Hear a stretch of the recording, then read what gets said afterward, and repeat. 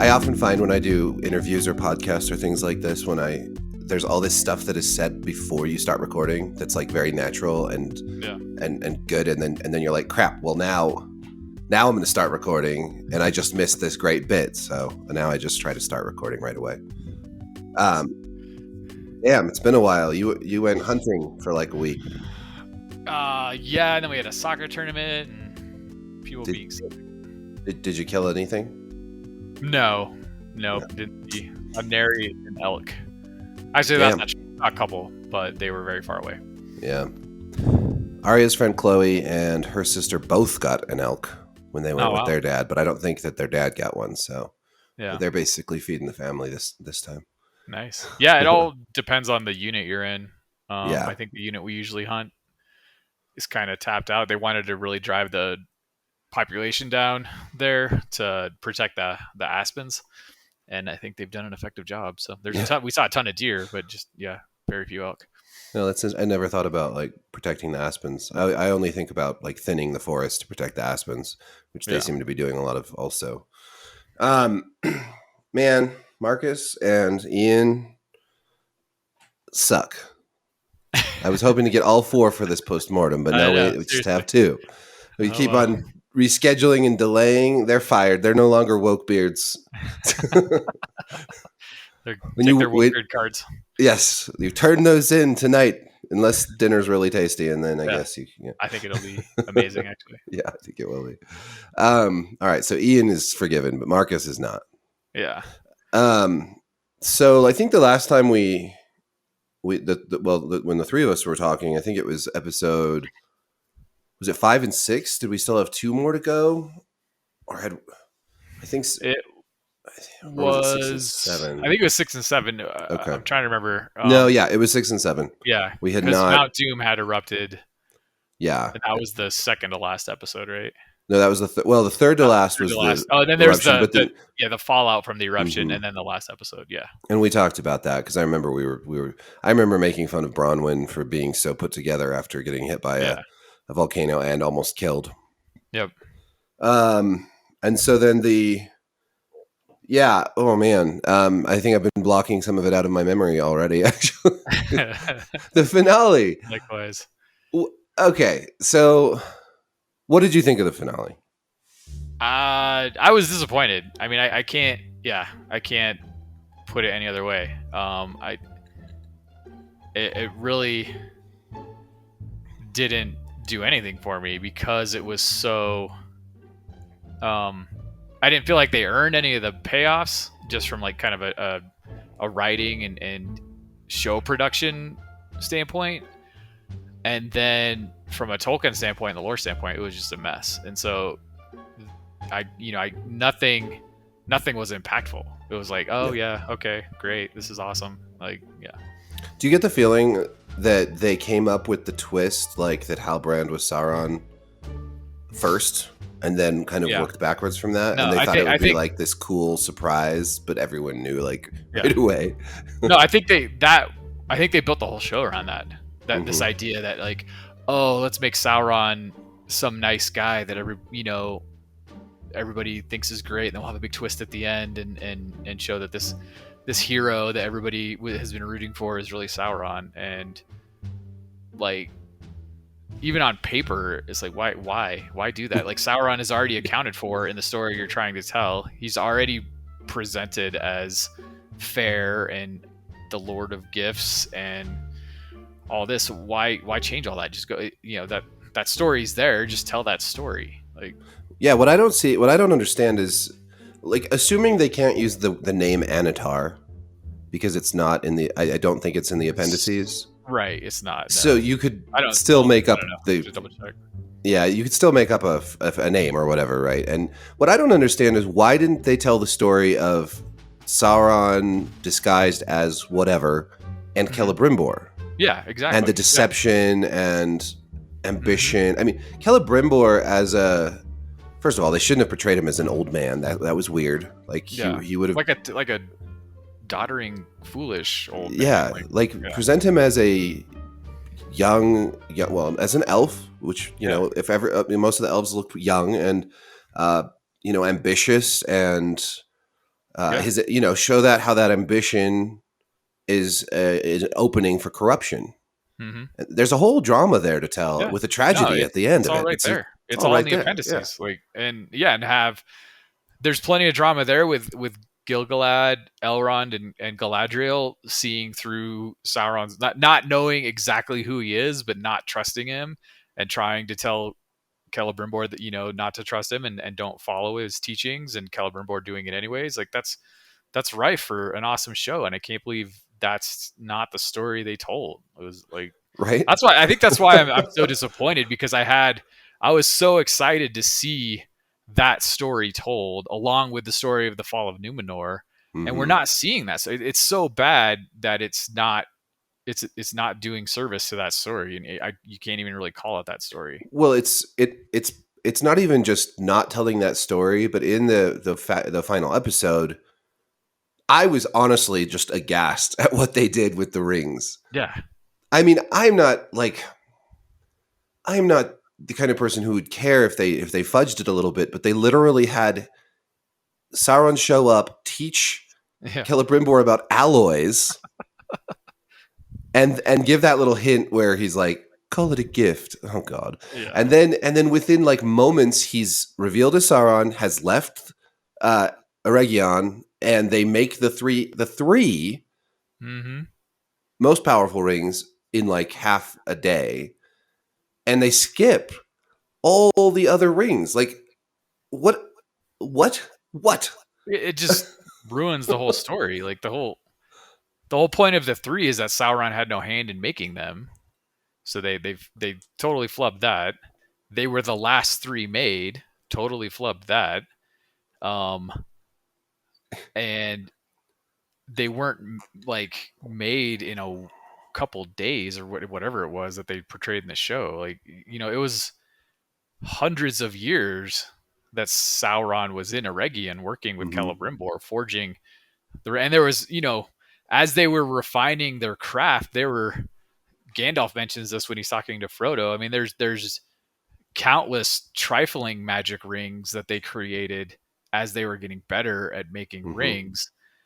Um, and so yeah, it was a process of them learning from Sauron and learning on their own, testing things out until they got to the point where they forged the 7 and the 9 and the 3, because those are the rings of power, and that was the pinnacle of their craft, and it took a while to get there. It wasn't Yeah, it's just, oh my god. And then the whole story of, we need to do this so the elves don't, you know, lose their light or vanish or whatever. It was just no. Spontaneously combust. Like it's somewhat similar to their motivation in the books, but it's why, again, why change that, They, what they Well, really wanted yeah. to do is create the everlasting nature of Valinor in Middle Earth, in their realms that they'd established in Middle Earth.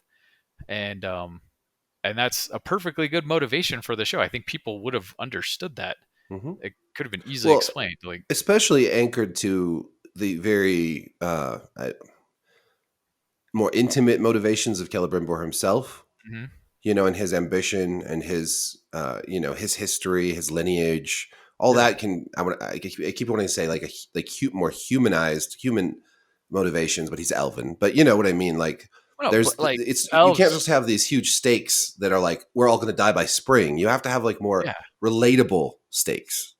yeah, he's a very interesting character. I mean, he's got the whole aspect of wanting to achieve greatness on the level of his ancestor Feanor, Hmm. and feeling like he's coming short on that. He was in Gondolin when Gondolin fell, so you could tie in, all of that, his direct experience with Morgoth and the tragedies of the First Age. Hmm. There is hints that he had a thing for Galadriel if Celeborn hadn't been around. Which So you could have can, been great drama also. yeah, and If you want he to have some love crafted. triangle. I mean, and they didn't even bring up the Elisar, which ties directly into the Lord of the Rings. It's a green elf stone Hmm. that he crafted and gave to Galadriel, who then passes it on to Arwen, who passes it on to Aragorn, and that's where Aragorn gets the name Elisar, is from Hmm. this amulet that Celebrimbor made for Galadriel. They didn't touch on any of that, which is awesome story and awesome, setting and character development. Yeah, it's just baffling. And that's why I said I really think they thought they had this clever idea of how they're going to trick everybody with this story of Sauron, initially presenting as a mighty hero, and everybody thinking, this is the story of the king of, the long lost king of the Southlands who's come to save his people, and it's really Sauron, and it's going to shock everybody. And it's Wasn't like, that funny? Like when she's like, go find everything you have on the lineage of the kings of the Southlands. And then he like comes back with a scroll, and it's like they haven't had a king in 1,000 years. It's like, did you not figure that out when you first looked this up? In the database of the Hall of Lore in Numenor. Like, yeah, where? It's yeah, so bad. So just doesn't make sense within their own story. They tried to make up their own story, and then they didn't even do that right. And what's up with like? It seems clear that in the end, Elrond knows. He finds the scroll, and he knows, and she knows, and they don't say anything. That's like mind-boggling. They would never do that. That's the whole point of the story of the rings, is no one had any idea that they'd been deceived. And then when Sauron puts on the One Ring, the jig is up, and everybody's like, "Oh shit, what have we done?" And they couldn't use the 3 while Sauron still had the 1. It could only start using the 3 after he lost it, after Isildur cut it from his hand. And that entire storyline, all those themes are null and void in this series because, excuse me, they've established that Galadriel and Elrond essentially know that, Sauron had a hand in forging the 3. But they're keeping it all secret. And then how are they going to handle like the 7 and the 9? That's what I can't figure out. Sauron just going to make those on his own and hand them out to the dwarves and the men? I mean, what I'm starting to wonder is if they're going to since they kept it a secret from Celebrimbor, are they going to have him return to Celebrimbor and make those other rings with him? It's just going to be like, yeah. And they're going to like keep this big secret, and then at the end of season 2, they're like, "No, Celebrimbor, that was Sauron. It was really Sauron. Sorry, we didn't tell you because reasons. I guess we just like to lie." Yeah. No, and I mean, what they've done to Galadriel's character, it was bad enough throughout the season. We've talked at length about that, and then just this last episode, it's like, what the hell is going on? And then quoting directly from like her little speech in Lorien in Fellowship of the Ring when she's offered the ring, Sauron, them cribbing those words. It was just like, come on. They like to do that. They like to just pluck writing like dialogue or description from other points and then repurpose it as like, hey, it's an Easter egg. Oh, the fans will be so excited. Yeah. Well, how about we don't really need to retread old ground. Let's like make this fresh story that actually fits the lore and instead of dropping in plagiarisms from the actual books into your crappy story, write a story that's faithful to the overall story and the lore that exists. Do you like being called a lore Nazi? I mean, that's what the fanboys of this show, they're like, oh, you guys you're just so obsessed with the lore. Like it can have changes. It's like, okay, it can have changes, but they have literally just scuttled the ship. Like there's nothing remaining here. Like they've so vastly changed the story. I can't even recognize it anymore. Mm-hmm. Yeah, I don't understand why they paid so much money for the rights to it if they were just gonna make up their own shit. Like marketing. It's just marketing. No, I know. They just wanted to they wanted to say Lord of the Rings. That's really what it comes down to get people to watch it. Like Peter Jackson's Lord of the Rings, I had a lot of criticisms of that when it came out. I think compared to a lot of adaptations we see today, it was extraordinarily faithful though. Mm-hmm. And like it's recognizable throughout as Lord of the Rings. There are changes, but those changes are often for economy's purpose. They've cut out scenes so that they can fit it all into a movie. Yeah. I don't agree with all those changes, but it's still recognizable. Whereas this just doesn't have the same shape, chronology. Yeah. And the thing that Jackson got right is he recognized those iconic epic moments in the Lord of the Rings.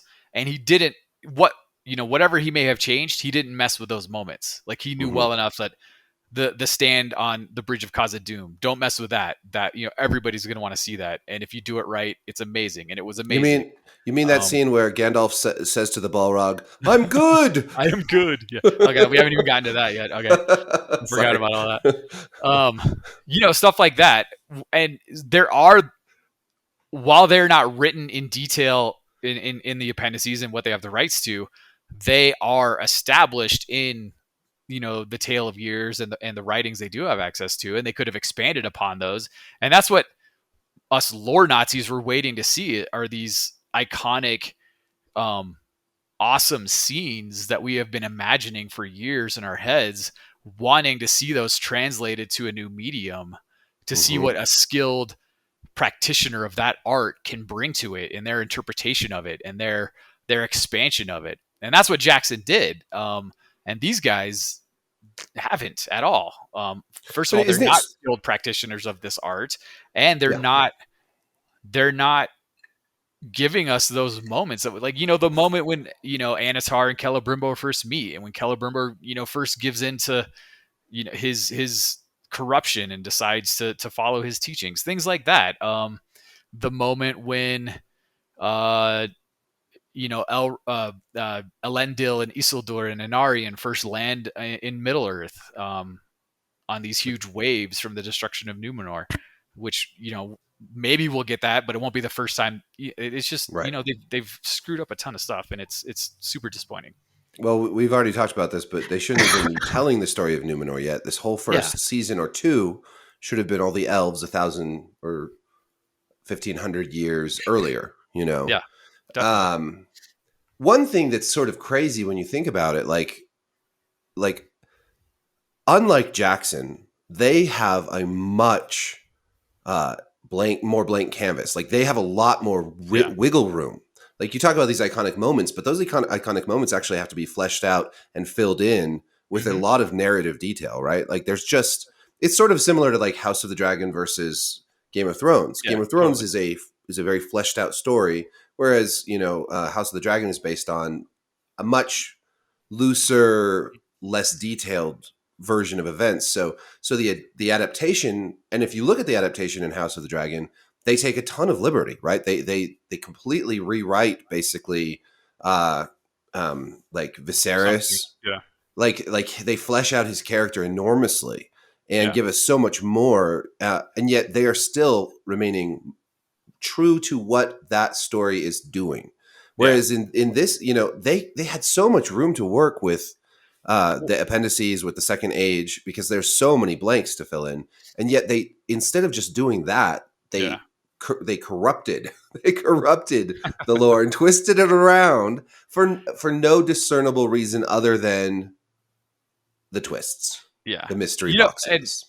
And, in a way, that's, and I think this is what you're getting at. That's more unforgivable than the changes someone makes to a more detailed text. Like, if you're dealing with something like Game of Thrones or the actual Lord of the Rings novels, if you're adapting those to the screen, because those novels are so detailed and such dense narratives, you got to tweak stuff to make it work on the TV screen or the movie screen.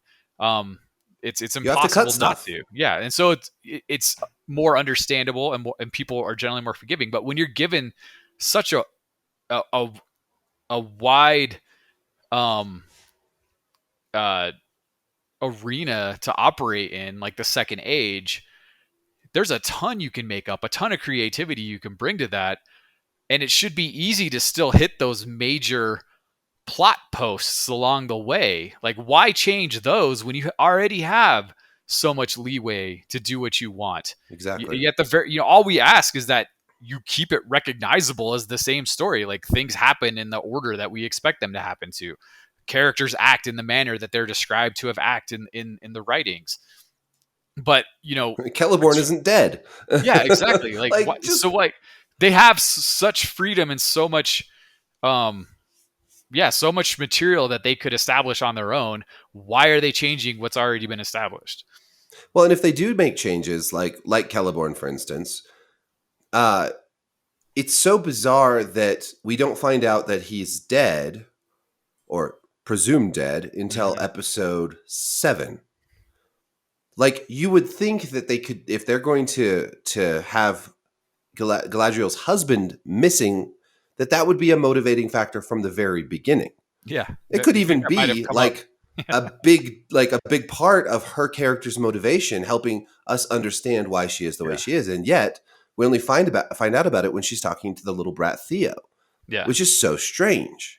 Well, yeah, that reminds me of like Lost in the later seasons where you knew like they were making up as they went along. You're like, well, if that was true, why didn't it impact like what happened before? But this is like within a single season that was I know. presumably written like cohesively as a single story, and they're already like pulling shit like that. Like, oh yeah, there's so many little things that don't add up in one season of 8 episodes. It's maddening. Well, so the other thing I thought of the other day that I haven't seen brought up, if that symbol that she kept finding was following was like Mordor and a map of, you know, the land that they were going to establish as their land of shadow and darkness, why the hell did he carve that on her brother after he killed her brother? Like, to give her a clue. Yeah, like,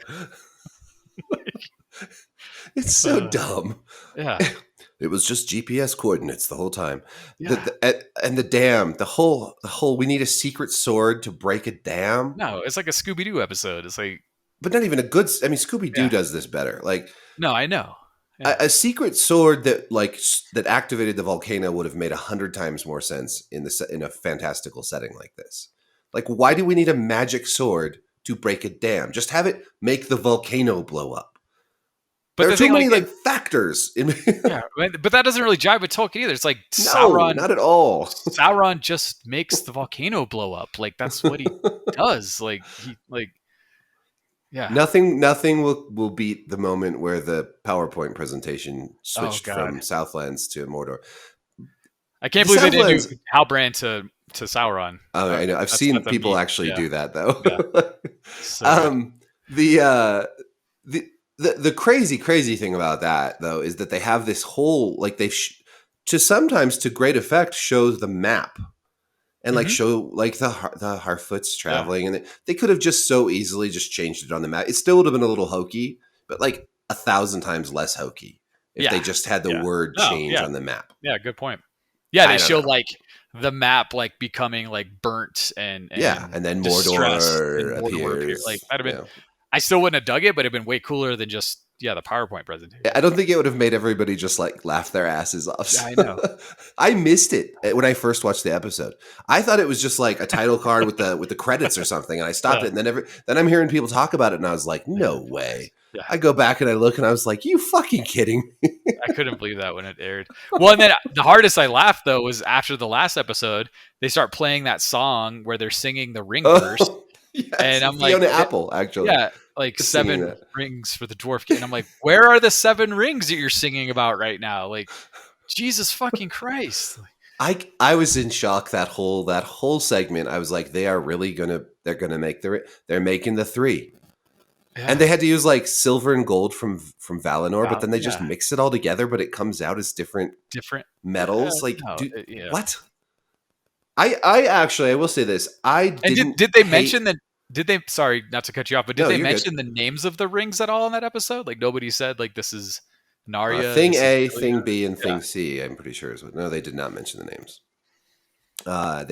They showed that it looked like an ad for like wedding rings when they showed those fucking rings. I will say, just to jump off the hate bandwagon for a moment, I didn't despise the actual scene between Halbrand and Galadriel when they're like on the ocean. Galadriel actually shows moments of emotional vulnerability during that scene, which is a huge improvement over her character.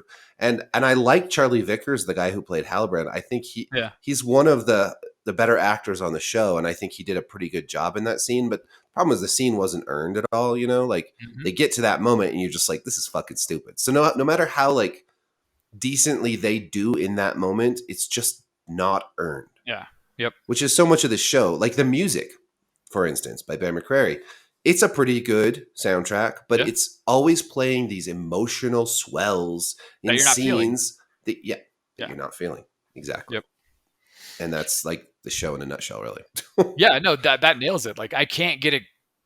That's what I meant when I said I felt nothing. Like, some of the scenes were like pretty cool to look at, but they Mm-hmm. didn't, like, I never once got goosebumps like the whole season, you know, or even No. like emotionally invested, like, and it, yeah, it's a combination of the writing itself is crappy, it's just bad storytelling, and then add, that icing on the cake of they've completely butchered beyond recognizability the story that I was expecting to see, and I'm totally like disinterested and uninvested at that point. So the Well, stuff with yeah. Galadriel and Sauron, like, yeah, that was acted well. The writing was pretty good as a stand. If it was like a one Mm-hmm. scene, some production that somebody put on, like at their school, but within the context of what I was expecting, the lore, what the character of Galadriel and should be like, it just completely like removed me from being able to appreciate that scene, Yeah. in any manner. Well, now we can blame Galadriel for bringing about all this ruin, Yeah, and that's kind of a fucked up way to present. They've kind of, I feel like in their attempt to write strong female characters, they kind of butchered almost all their female characters. Like yeah, Bronwyn, instead of like creating an interesting healer woman with like a story, like they just gave us some chick who's like, follow me into battle, people, and it's like, who are you? Like, yeah. why would people follow you into battle? You're not a noble woman, you're not a fighter. Like, why? And we don't even know, like, Well, who are that's your like, parents, where are you from, like, what yeah, motivates you? Like, that's what happens when you have men writing strong women. They well, think yeah. that to write a woman as being strong is to make her act like a man, Mm-hmm. and that's like, undermines their entire effort. Um, Yeah, absolutely. you know, And we see that a lot these yeah. days. Although I will just do a little shout out to Yellow Jackets. Have you seen that yet? No, you keep bringing that up. I Yeah, keep bringing that up. I'm going to keep bringing it up because it has one of the best female casts of any recent show. It's not that they just write strong women; they write believable women. They write a variety of different personalities and characters, and they give them rich stories to work with, and they're all different because it turns out that just like anybody, women are different from one another, and they're yeah, like they exactly. have different strengths. You're not just strong, you're strong in different Yeah, ways. It can yep, even be you can even yeah. be I bad mean, and yeah, strong, like they're individuals. Like, oh individuals. my It's god. crazy. Yeah, yeah. Well, um that's the thing. Like, no, if you took the script and replace Galadriel's name with Glorfindel, right. would it be different? No. Like, there's nothing in her writing that indicates that she is approaching anything from a woman's point of view, Right, absolutely, or really from or from her own point of view. Like, any she's just point of like, view. yeah, She's just very angry all the time. yeah. Yeah. So then there is. We touched on this a minute ago. There is the Stranger and the Harfoots. What did you think of that whole head fake and Uh, trajectory? I The um witches, or whatever they were. yeah, it's just not good. I'm um good. yeah, as opposed to his proclamations.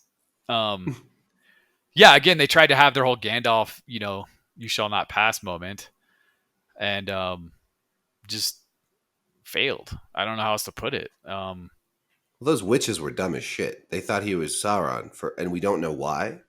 Why they thought that? Like, why would they Yeah, think that? There's I no mean, he's a explanation. Maiar, but like, yeah, again, like, and are they meant to be? Are they cultists, or are they, dark spirits that Sauron had enslaved who are searching for him?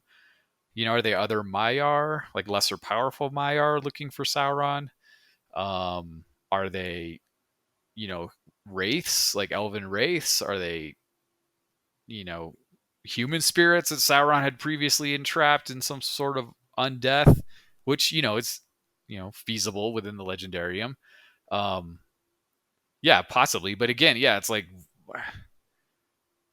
there's no and we touched on this before. There's nothing that establishes the feeling that you're in a real world Mm-hmm. with that follows rules and makes sense.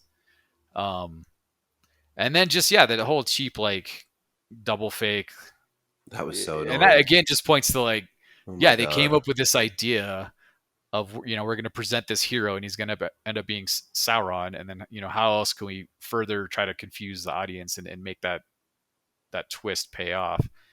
It was just so on the nose, wasn't it? Like in the same episode, they reveal Sauron at the very beginning. They have Yeah, these people tell the stranger that he's Sauron, just entirely to fool people.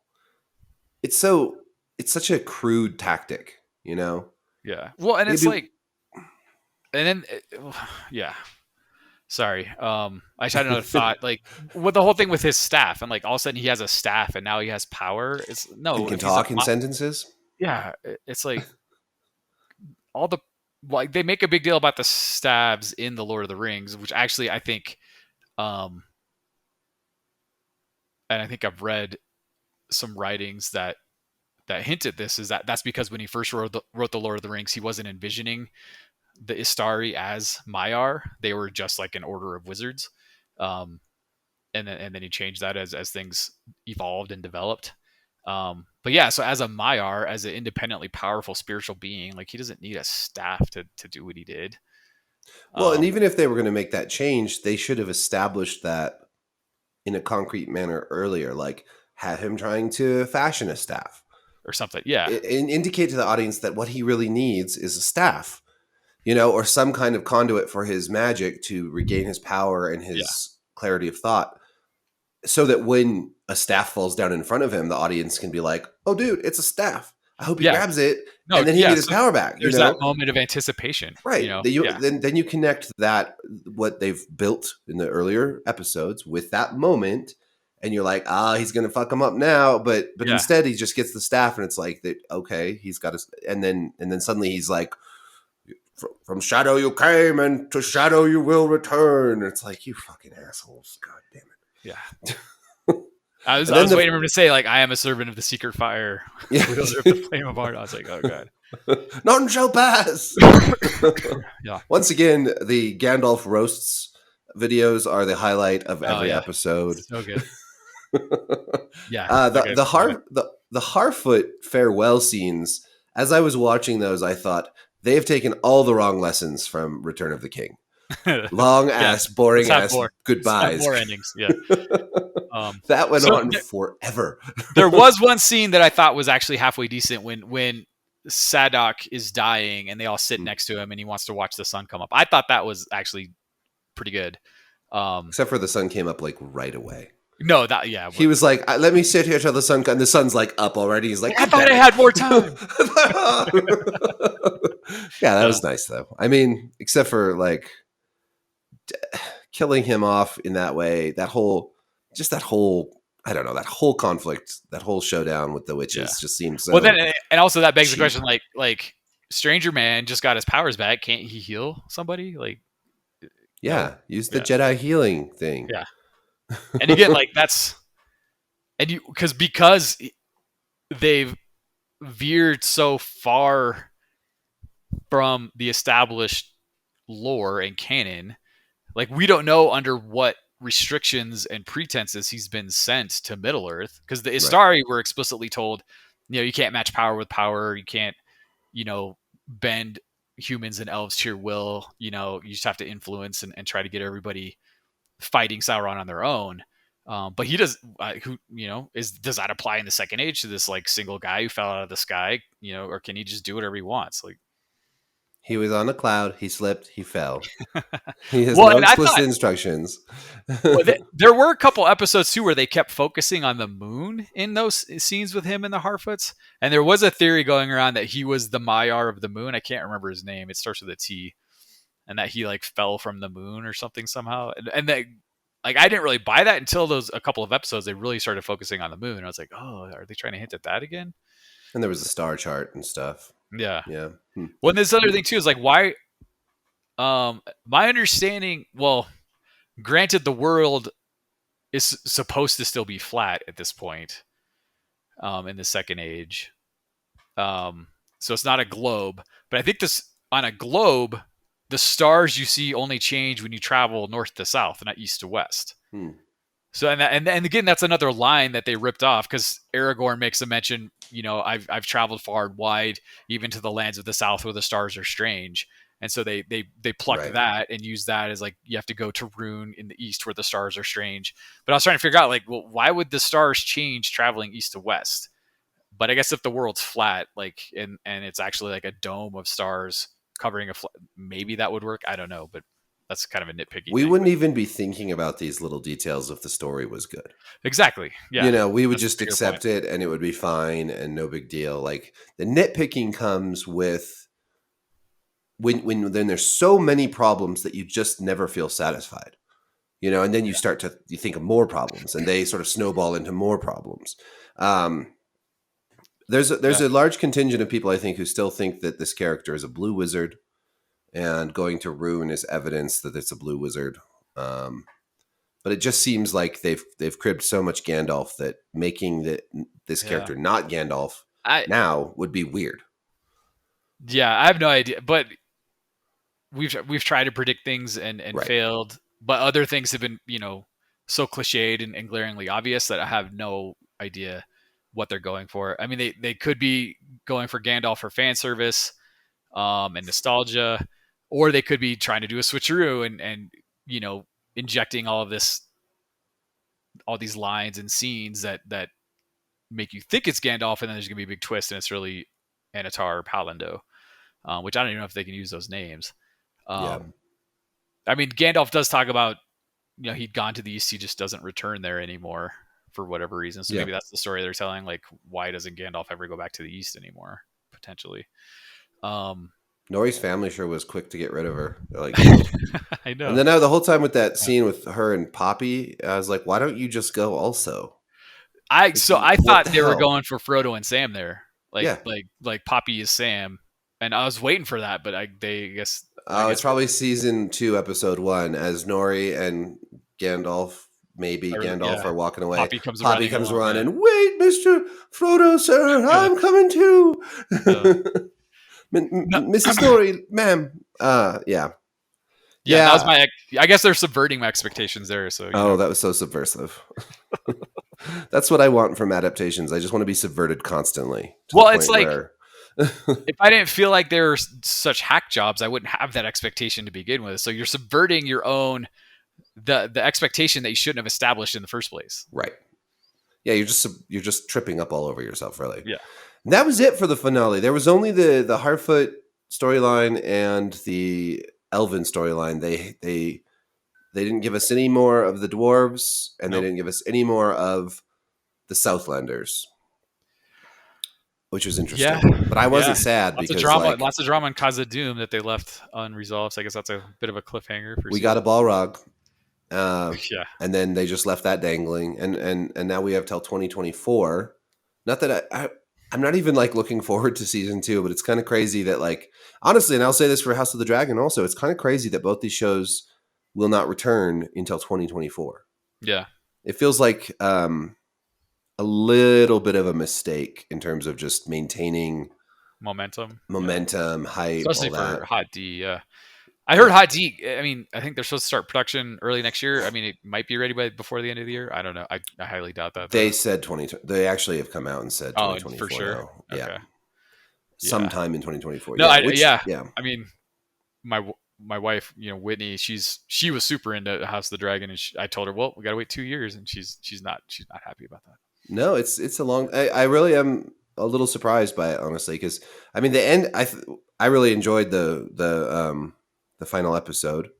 I am curious, what did you think of the change to Aemond? Spoilers for House of the Dragon. To Aemond and his run-in with Luke, because there was definitely a change in what happens there. So I have not actually read Fire and Blood. You haven't? No, not yet. So I need I to do thought that. you I'm had I'm because you talked slacking. to me about it in a way that like you had read it, or like maybe you I've just had read read synopses yeah, of I've it. read I have the World of Ice and Fire, so they go through a lot of Ah, it in that, the Dance of the okay. I Dragons. haven't read that. Not in the detail that they do in Fire and Blood. And then just, Mhm. a lot of like, wikis. Um You should definitely read Fire and Blood. yeah, so I think that the change you're hinting at is making it appear that it was somewhat unintentional on Aemon's Yes, part to kill him. Yeah, and it was that more it of was the Vagar. dragons, Yeah, like the yeah. two dragons, kind of acting without the control of their Um riders. yeah, I don't know. I mean, I guess some people are freaking out about that. I don't know. I'd have to go back. I'd have to read Fire and Blood to see how Yeah. explicit it gets in in that event. Um, if it's not well, all of Fire and Blood's open to interpretation It's because all open. Yep. it's all Yep. in world historical documents that could be Right. completely fabricated. It's a lot of Um, assumptions or different conflicting yeah, sources, and in that particular instance, there were only two people and two dragons involved. There were no yeah, witnesses. exactly. So yeah. Yeah, and what each side's going to jump to conclusions and write Hmm. their own history. I think I mean, I like changes like that make things more complicated from like Hmm. a character and emotional standpoint. Like it makes Aemond a much more interesting character if this is something he didn't really intend to do. He was just trying to mess with Right. Luke, and the dragons kind of took over. Um, I also like and that now, it makes the dragons more interesting because yeah, have more yeah, agency. not Yeah, only is Aemon not just the mustache twirling villain, exactly. but Yeah. he also, you realize that these are not toys. Hmm. You're literally playing with fire. You're Yeah. like Yep. yeah. I really liked it. Yeah. So yeah. Yeah. No, that makes Aemon's character that much more interesting because Hmm. now he has to live with the consequences of that happening, and he's not like a black and white, like I don't care what the consequences are, this is, I wanted to do this because I wanted to get back at him. He has to, like, because that it leads, avoiding like further spoilers, it leads to some pretty gnarly consequences. Yeah. um and I think it will make his ultimate fate and his ultimate showdown with who that much more poignant. With Darth Vader. Yeah. Yeah, yeah. Yes, totally. And everything to come. It's such, without spoiling anything, it's so brutal. It's Yeah. so much more brutal than Game of Thrones. Oh yeah. People who don't have any knowledge of what's coming, I'm it's really curious how that's, so because I remember when the brutal. Red Wedding played and everybody's like, "Holy shit!" And like, Yeah. there's some stuff coming up in this story where people are gonna be like, I can't. I gotta walk away." I know. It's Yeah.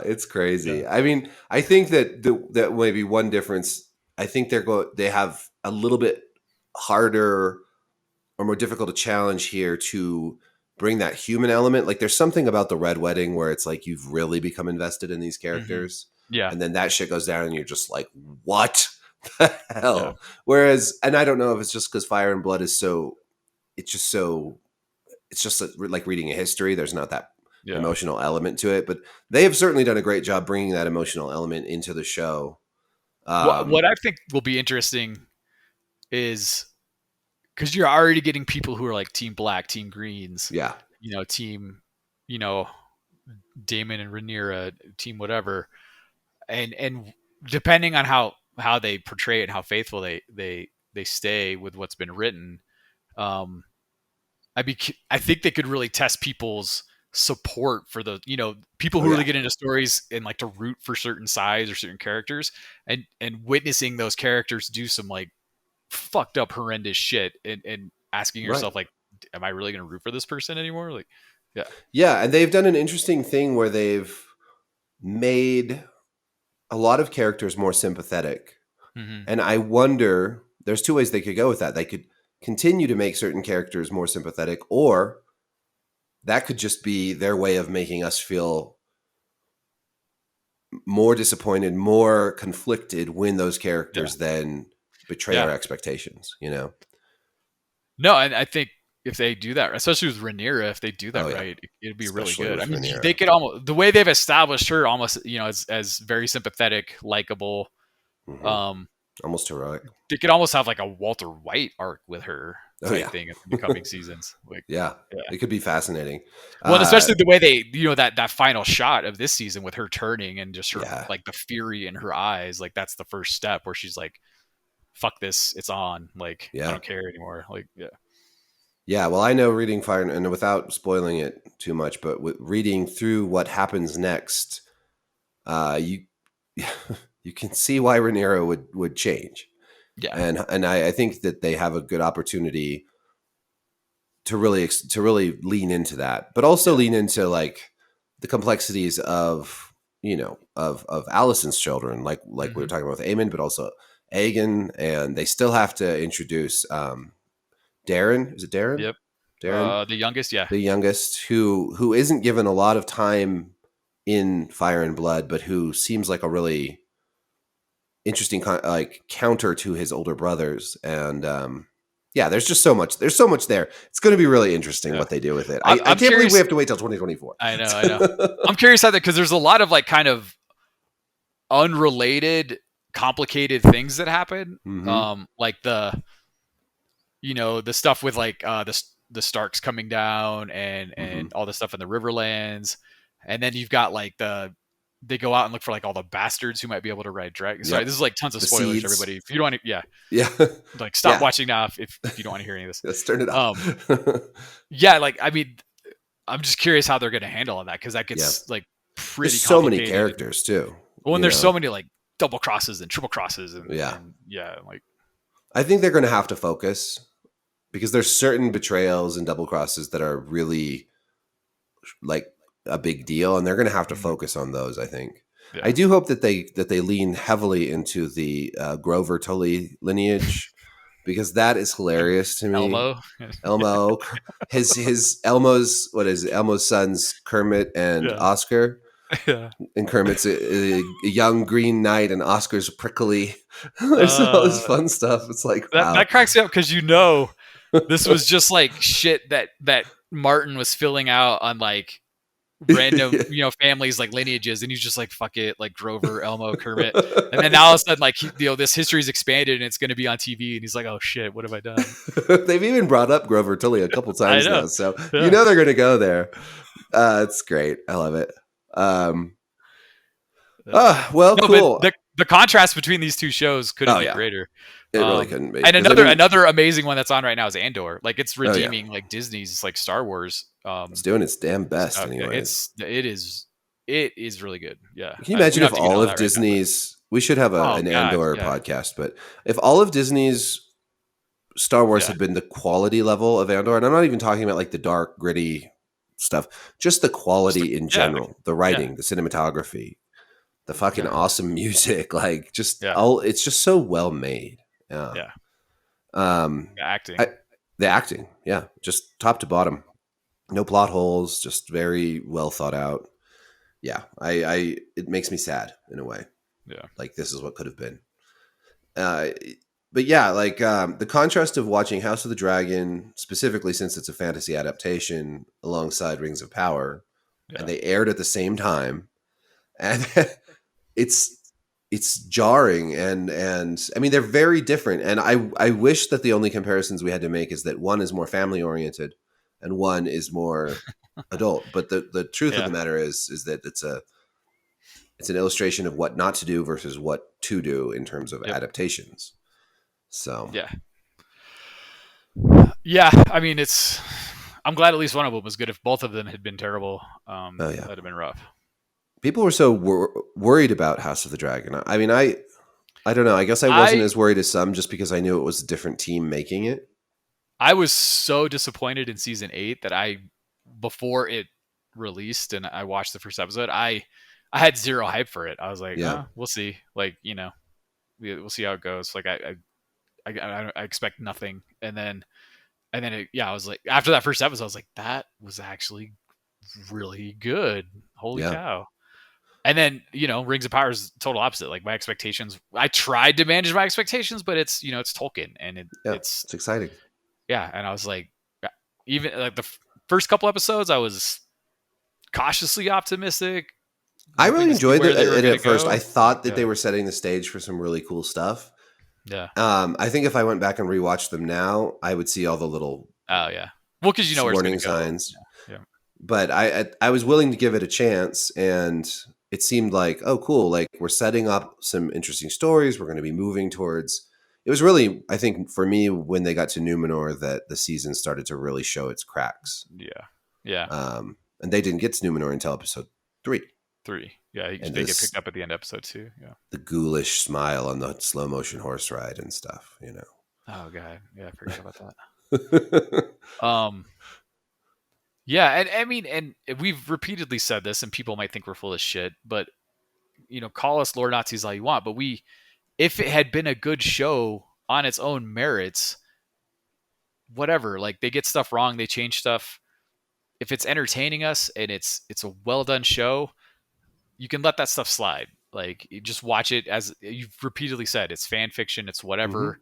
It's loosely based on Tolkien, but the combination of butchering the lore and butchering the show, Yeah. just well, and I leaves you think with that nothing. maybe that actually works. Like when you think about it, maybe one of the reasons, maybe a more competent team of people adapting the show wouldn't have made so many changes because it exposes them too much. They would have realized that sticking closer to the story is going to make that process. Yeah. I wouldn't say easier, because it would be hard to make that. It would be hard to make that story a compelling TV show. It would be difficult. It would be a challenge, but doing it right would be awesome.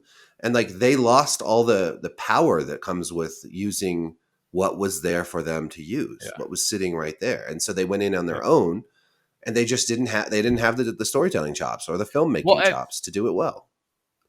The parallels to the last couple seasons of Game of Thrones are huge, because in that case you have guys who ran out of the source material, and that was their only saving grace, is that they'd been so faithful to the source material, and the source material was so good that the show couldn't be anything but good, essentially. And then when they ran out of that source material, everything went south really fast. And with Rings of Power, they have some of the best source material ever. And similar to the Game of Thrones guys, it's not that they didn't have access to it; they just chose to ignore it for whatever reason. And it's like, I mean, they paid so much money for it. Why would they ignore it? Well, and like, it's so strange. Tolkien's pretty good at that stuff. Like he's pretty good at spinning a tale. You should probably listen to him and follow what he wrote. There's sort of a reason that people still are obsessed over Tolkien, right? Like he did do a pretty good job with all that. And meanwhile, in House of the Dragon, they have the source material, but it's also very limited. Yeah, and yet exactly. they fleshed out this especially the story of Viserys, I would say, in a way that made him one of the most fascinating characters in Game of Thrones.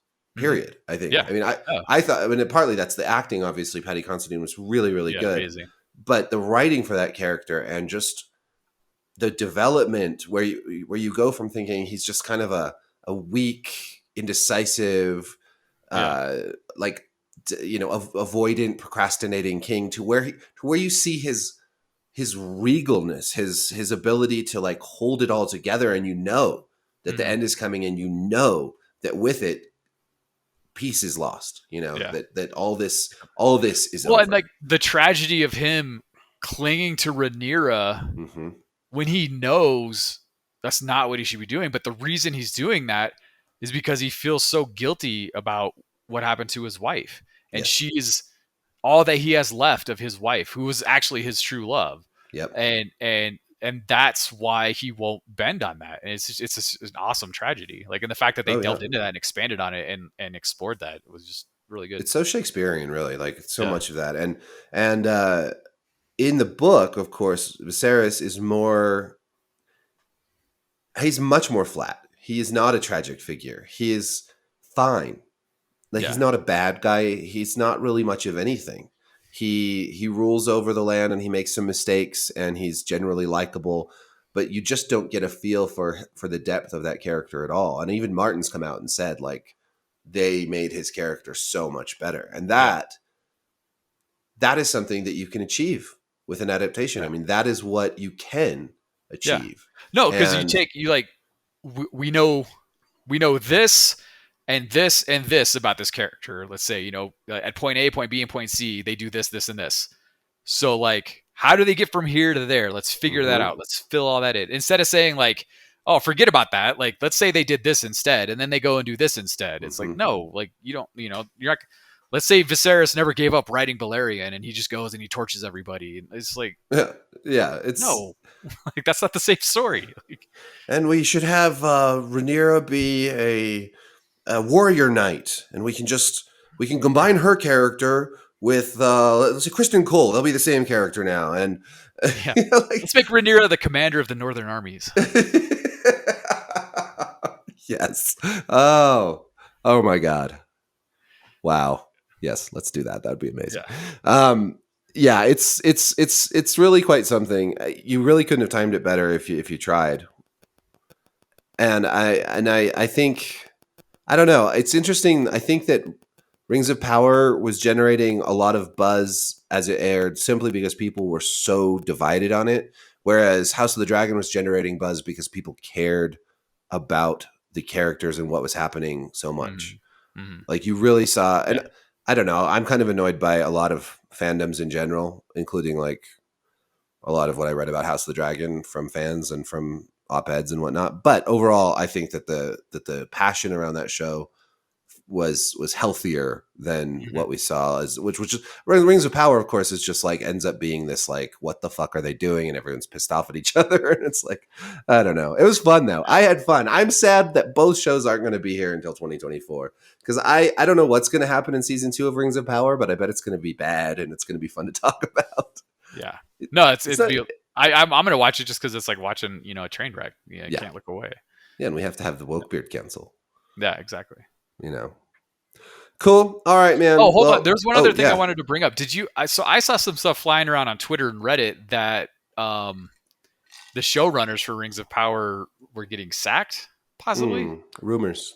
Yeah. Rumors that maybe they are being maybe not sacked, but their roles diminished or bringing in knocked down to writers, but until I see anything more concrete, and will we like, we might not know that for a while if that's true, because that's a pretty big deal if that's the case.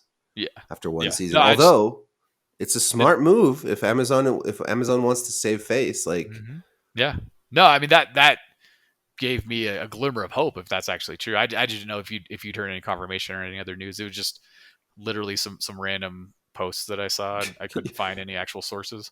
Can you imagine being the person charged with like fixing that shit though? Like I don't even know what you do. Yeah, like you're like Galadriel wake up. It was all a dream. Exactly. I was about to say that. That's the only thing I could think of. Like, that was so weird. She's like, you were there, and you were there, and you were there. It's like, now we can get back to the story of Lord of the Rings, like that we all know and love. Oh God, yeah. I don't know. Like, I think they're gonna. I guess there's two ways, right? They bring in some people to fix it and they come up with some crazy ideas, or they double down and just do 5 seasons of this shit. Yeah. I don't know. Well, that's the other thing too, is like they've covered a lot of the story already. Like what else are they going to show in 5 seasons? That's what I'm wondering. Like the fact that they already forged the 3 rings, I thought that was going to like take a couple seasons at least, like something they're gonna build up to. Right, like, Numenor's almost like on the brink of falling. Like they already talked about the faithful and like have like all this, like you'd think that would, it's just, I have no idea. It's the show is very slow, and yet all this stuff happens. Yeah, it's such a strange dynamic in this show. People are like, oh, it's so slow. I only started liking it in episode 6. It's like, well, that was a dog shit episode, but I see what you mean. It's very slow. But like, also, like, the rings are forged. Mordor was created. Sauron's revealed. Numenor is on the precipice of becoming, a nation of Morgoth worshipping, human sacrificing assholes. Like, just because the elves take their jobs, like, Yeah, well, and then, how are they going to get Sauron to Numenor now? Like, how do they does not simply walk into Numenor. Yeah. I don't know. I guess they could just have him go there himself. Like, hey guys, I'm back. No, he's gonna build his armies up, and then the Numenorians are gonna go back to Mordor in 3 ships, with such a vast army that Sauron's forces flee in terror and they capture him. Yeah. Talk about making something epic and huge feel small and trite. You know, like. Yeah. Again, that's another one of those iconic epic moments that we've all been waiting to see that they're gonna piss all over. So. Mm-hmm. Yeah, no, we should not look forward to any more of the show. We should just look forward to having these podcasts and watching Gandalf roast the shit out of it. That's all there. Cool. Well, we better wrap it. And yeah, I'll see you in a little bit here. Yeah, sounds good. And maybe we can do more of these about other shows that we like or don't like. Yeah, for sure. Cool, man. All right.